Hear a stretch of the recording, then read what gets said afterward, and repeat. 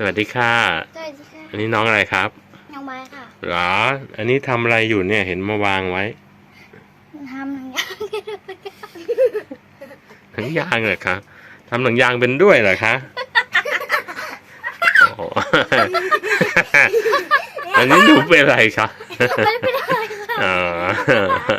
เมาหรือเปล่าเขาเนี่ยไม่เมาใช่ไหมไม่เมาโอเคแล้วนี่คืออะไรอ่ะ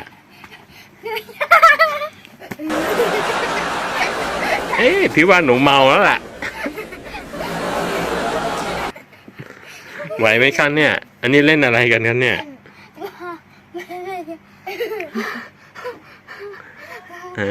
ทำไมอ่ะทำอะไรเนี่ยยังค่ะโอเคแล้วมันคืออะไรมันต้องทำยังไงคะคืออันนี้ใช่ไหมคะแล้วเราต้องสอดมาที่กลางวางขาค่ะแล้วเราอ่ะก็เอาหนังยางเนี้ยค่ะสอดเข้าไปตรงกลางค่ะแล้วเราก็ทำม้วนๆต่อไปได้เลยค่ะเอาแล้วก็เอา3นิ้วสอดเข้าไปหรือจะหรือ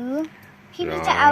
กี่อันก็ได้นะคะหรืออยากให้นานๆก็เติมไป2 อัน3 อัน4 อันเลยค่ะน้องใบทำเร็วป่ะคะเนี่ยทำได้เร็วป่ะก็นิดนึงอะค่ะอ๋อในโชว์ให้เราโชว์ฟิกเตอร์สิอยากดูได้เลยค่ะจะเริ่มการทำเลยนะคะ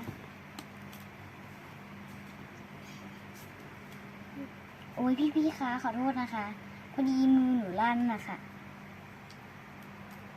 หนูก็ไม่ได้เร็วมากอะไรอย่างนั้นนะคะเพราะหนูไม่ได้เป็นคนรีบร้อนนะคะพี่ก็อย่าดราม่านะคะหนูไม่ได้เป็นคนรีบร้อนเร็วๆอะไรอย่างนั้นนะคะนี่โกรธกันเลยแหนมขามท้องแข็งเลยสิเมื่อกี้อ่ะเนี่ย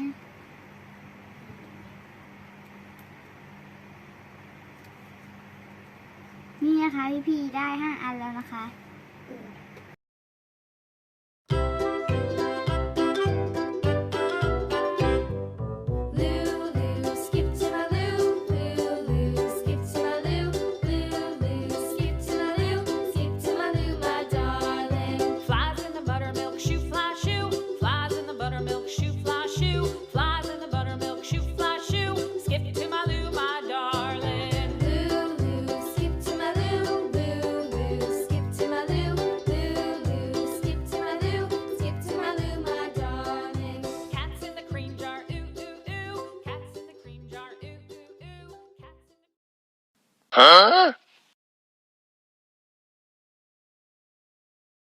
Oh no